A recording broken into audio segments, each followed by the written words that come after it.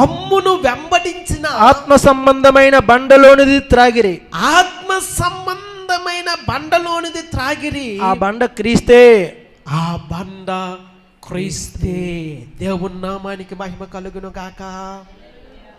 ప్రియులారా, ఇశ్రాయేలీయుల యొక్క ప్రయాణంలో వారికి తెలియకుండా ఒక బండ వారిని వెంబడిస్తూ ఉంది.